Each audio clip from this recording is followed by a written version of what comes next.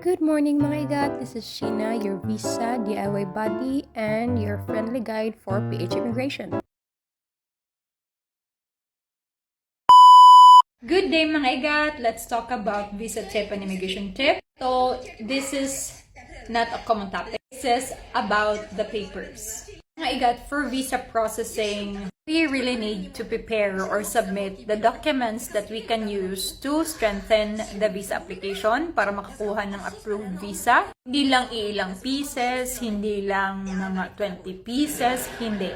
Madami talagang papeles na dapat yung i-prepare at sabi ko din naman before na mag-preprint na kayo, much better na may 2 copies. So, magamit nyo din sa immigration, lalo na if malapit na yung flights nyo. So, hindi na kayo print ng print. Sa visa, you need to provide directly yung mga papeles na pwede nyo magamit for the processing, for the application. Sa immigration, baliktad.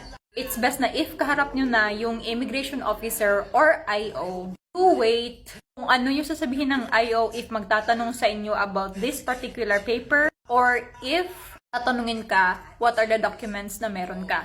Hindi din yan actually sa pagsagot mo, depende sa diskarte mo. Pero sa akin, this was very effective. I was very confident. I told the IO, I told her na I have everything that you need. Some they don't advise to show the documents, pero some, especially if alam mo na prepared ka talaga, then show them.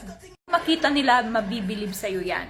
Pero yung pagsasalita mo, hindi naman yung sobrang, sobrahan ka na sa believe sa sarili mo. Of course, like, nakikipag-usap ka lang sa kaibigan, yun ba? Yung relax ka lang. Check din kasi nila if you're stressed out or if may something, may tinatago ka. So, yun yung nangyari. And the IO was very happy, okay? She even asked me if okay lang na kunin yung mga copies and I told her like, yeah, sure, I prepared it for you, kako. So, ganun, if overly prepared kayo, alam nyo, hindi kayo mababahala. But you wait kung ano yung documents na kukunin nila or you wait if tatanungin ka ano yung documents na meron ka so you can provide them. Hindi lahat isasubmit sa immigration. Hindi kagaya sa visa. Depende yan if ano yung hahanapin sa'yo or ano yung kukunin nila. But it's best na maging prepared ka. So, sa mga copies ng mga papeles na gagamitin mo for application, mag-prepare ka na lang din. Huwag kayong kabahan, make sure lang na meron kayong tamang papeles. Lalo na if IO na yung kaharap nyo. So again, know your papers at wait lang, chill lang kayo kung ano yung hahanapin sa inyo.